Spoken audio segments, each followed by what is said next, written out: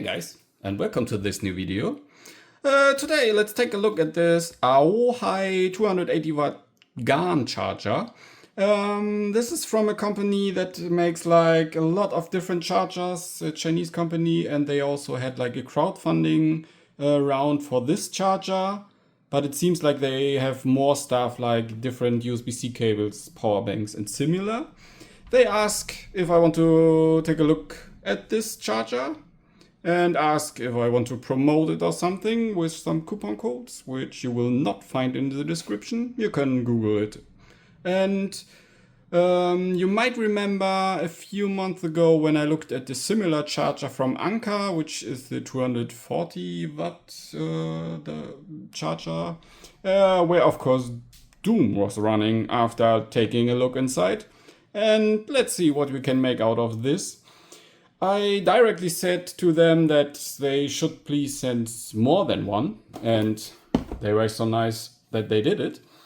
So we can fully tear one down, take a look inside, take a look at how it works, and let's see what we can tinker around with this. We'll just open it up. I have not turned it on so far. It claims to have Wi-Fi as well as BLE, and this is similar also to the Anker one. Inside of the package there's just the power cord and the charger itself. I will just plug it in already, like so, and we can see it booting. There's a screen protector. And one big difference to the other charger is that this button on the side is really just a button, unfortunately, and not like a scroll wheel and a push button. So we can really only use it like double tapping or long pressing or whatever else of the menu you make out of it. It's hard to make it run Doom. Let's see if it works anyway. And also the display seems to refresh very slowly. So if you see, it builds up from left to right and is not like instant. So also here, dooming it seems to be hard. Let's just connect something to it to charge. And yeah, this USB-C cable is very excellent packaged.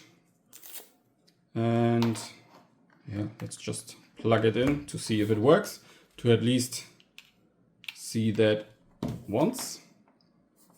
And you can see, okay, it starts charging, and the power bank says it draws 120, 130 watts, and the charger as well, so not so bad, or actually that's quite a lot. Nice to see. We also have two USB-A cables on this side, and other than that, yeah, just that's it. It, as it seems, tries to connect to BLE or waits for BLE, and I installed the app they have, and yeah, it seems like it also found it directly. Let's see what it makes out of it. And it now wants to connect to Wi-Fi, which I will do not right now. We will do that later, because let's take a peek at the PC.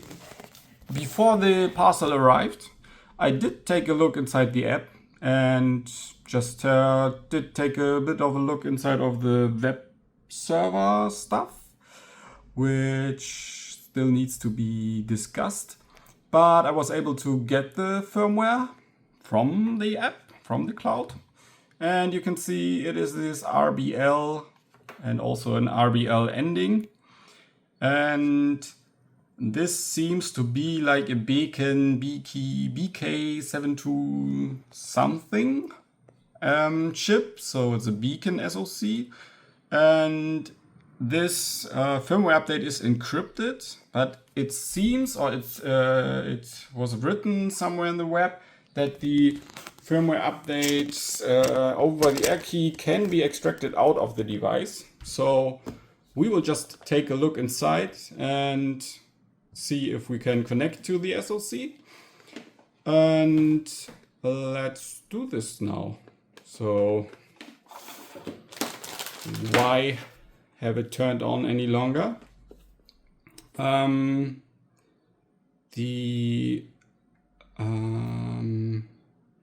There seems to be some UART connection here on this side, which I have seen somewhere on some image.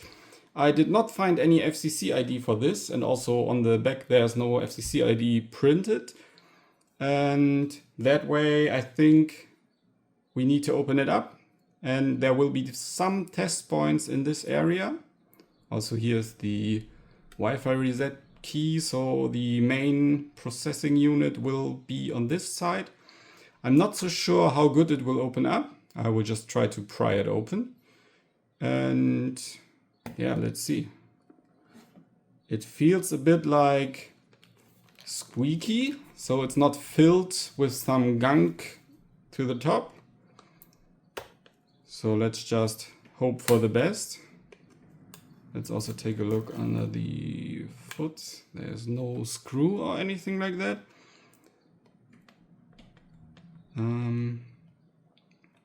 If it really is this beacon chip inside, we can actually reprogram it if we once find the key inside or for it.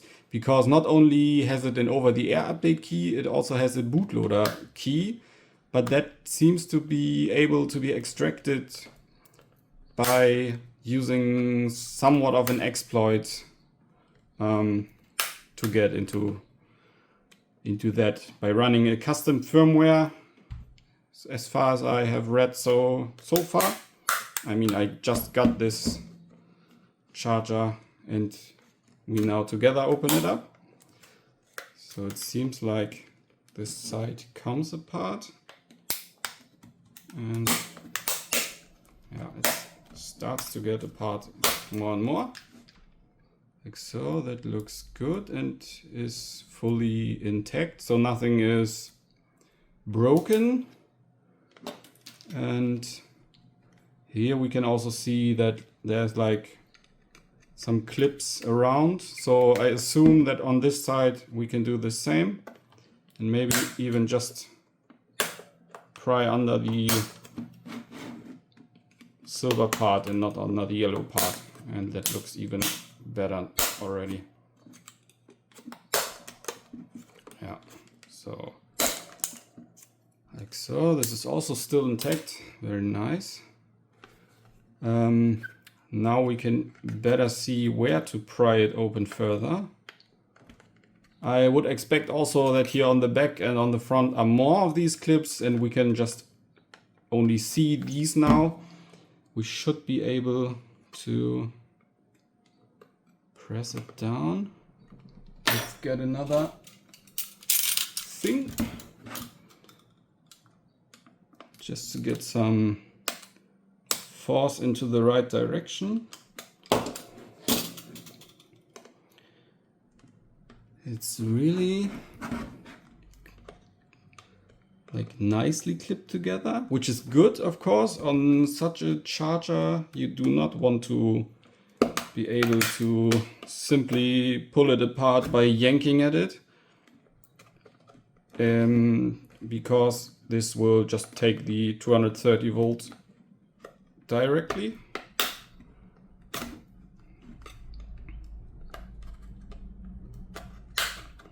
Okay, let's see. I will maybe forward this part for you. Let's see how good this works.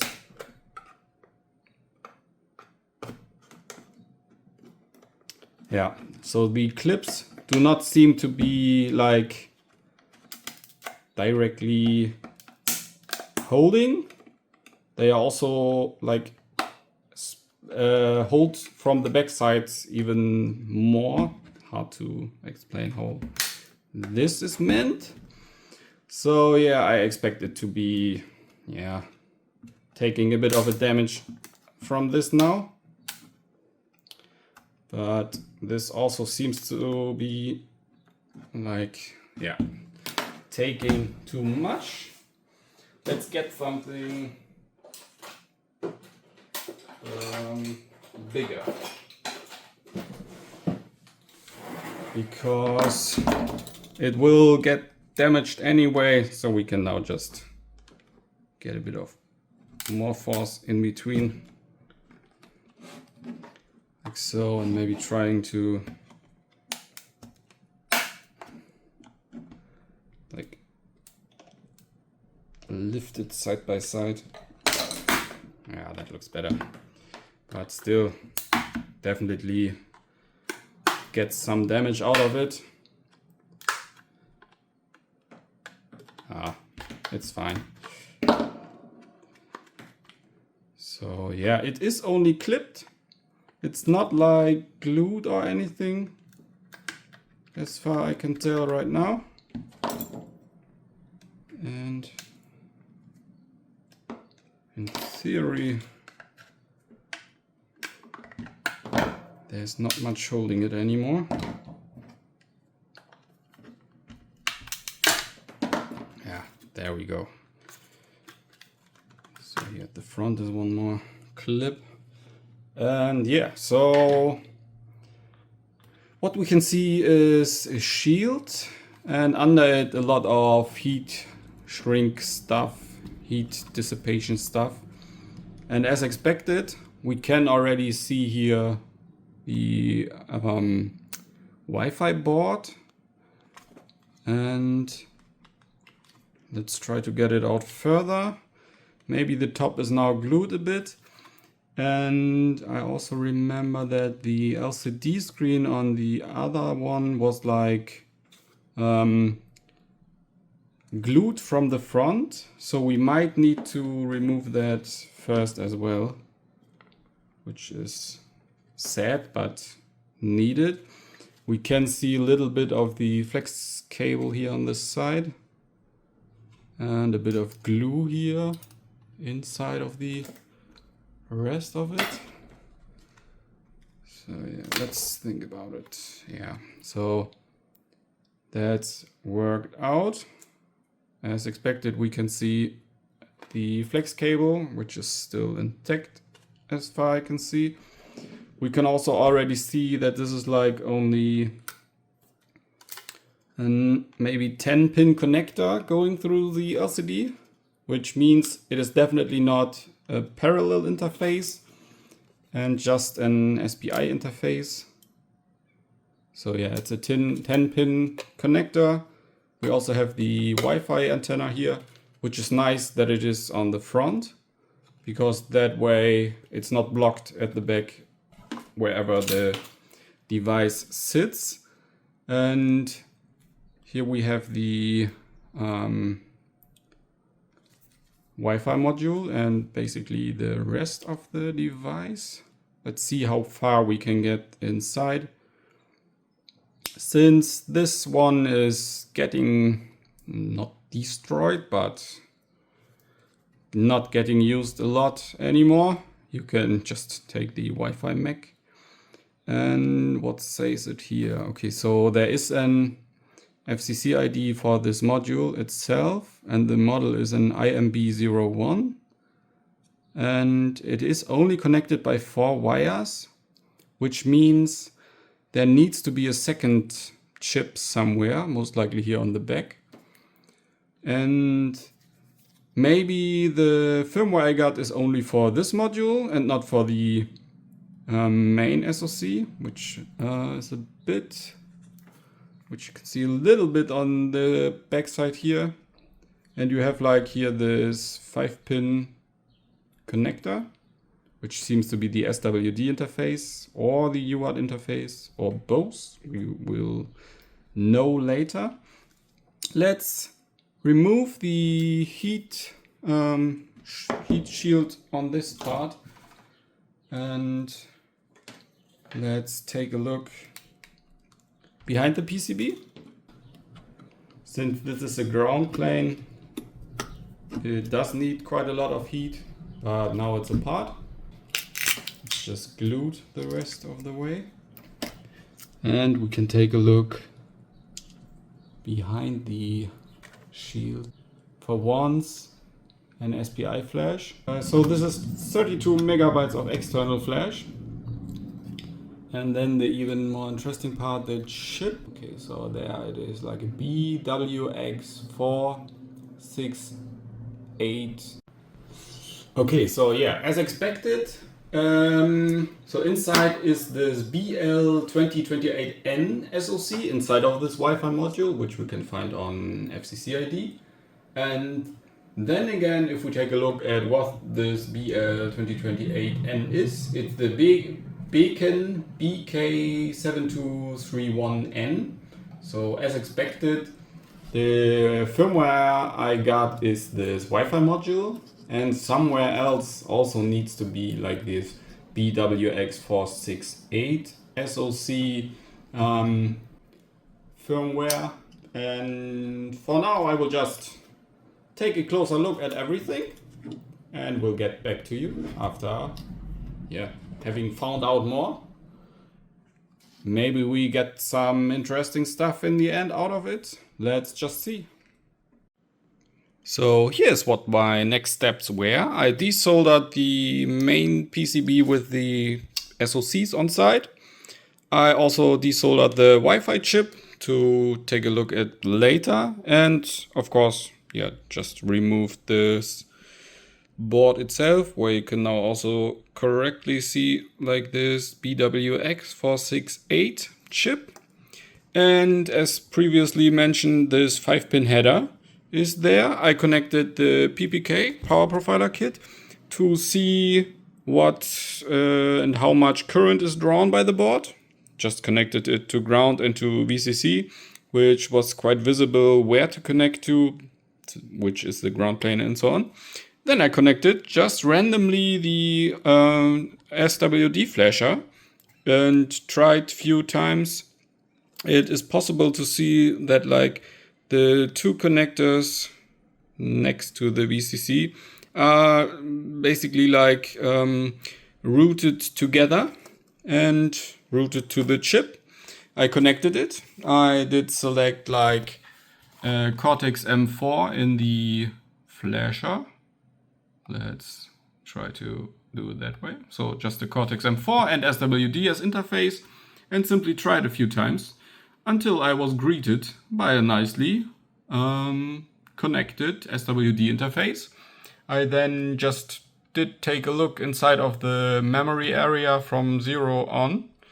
And for once you can see, if I scroll up quite a lot, that directly at 0, the main firmware, as far as I can see it right now, starts. Or not the main firmware, but the main memory region. And this seems to be like the bootloader, as far I can tell right now, because of course you do want to update this device later over the air. And from 8000, which is also a usual bootloader size region, you can see that there's like code, and at the end of that code you can also see a bit further down that we have here like not a header but something like a header, and you can also see like the BWX-468 mentioned, and this seems to be the version 1.1.6. And I then again did take a look at my previous research about this charger, when I did not have it. And you can see that we also have here the BWX 1.1.6 firmware already on hand, and also unencrypted as it seems. So I would have been able to play around with it further, just without knowing anything deeper about the chip. Since if you Google this BWX-468, you do not find anything in particular about it. But the next step is now to put this into Ghidra, especially with the bootloader now existing. dump also the external flash just to have it on hand and know exactly what is inside and to not lose it. And then of course to also dump out this beacon chip to get this over the air key.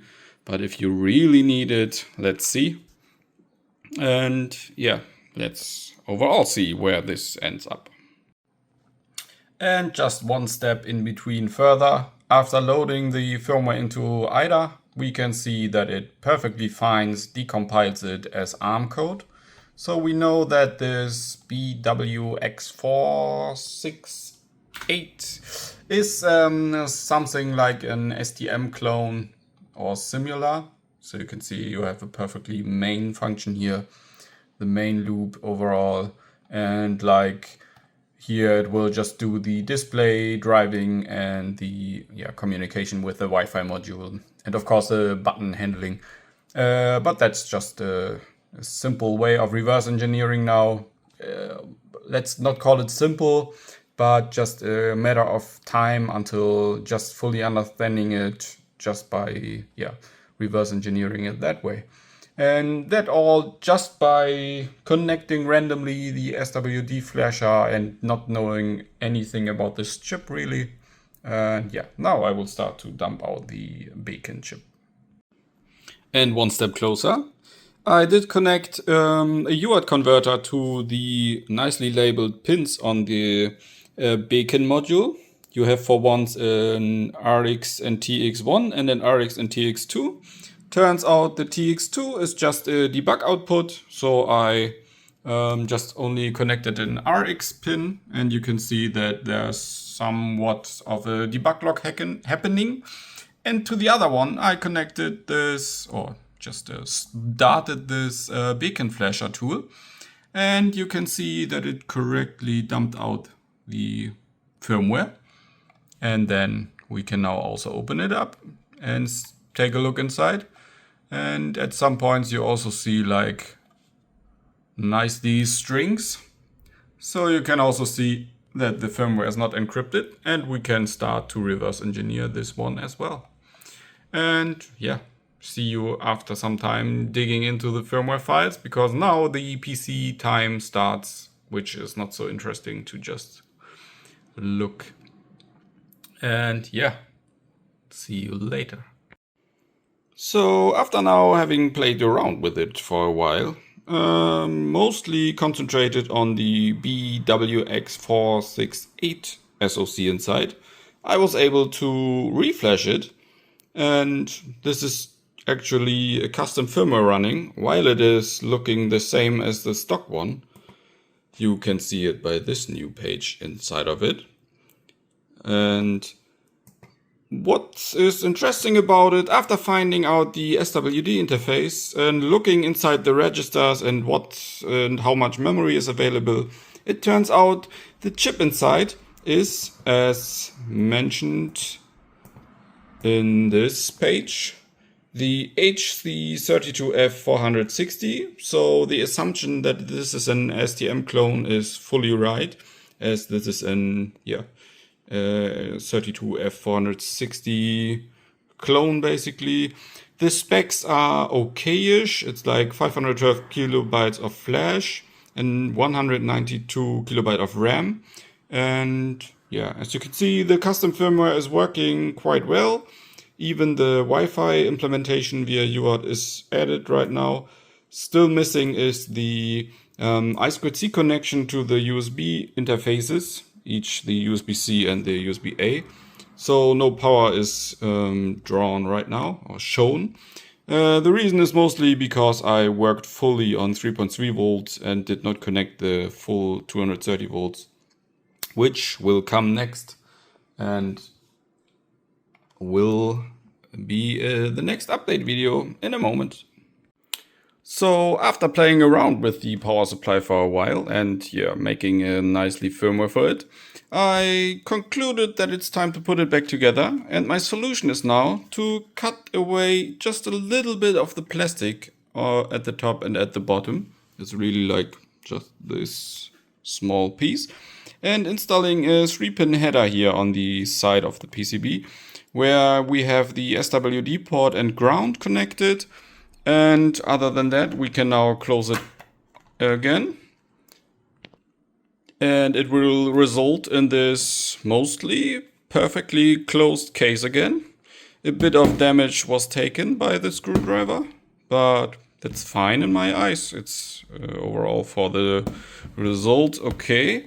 And even if you would like do this on your own, you could maybe even just melt away the plastic on the outside by just removing this one cover, which will not leave any traces, leaving back everything else and just flashing it in case the over-the-air update is not working at all and can't be figured out, but more on that later. And here we go. This is the finished hacked AOHi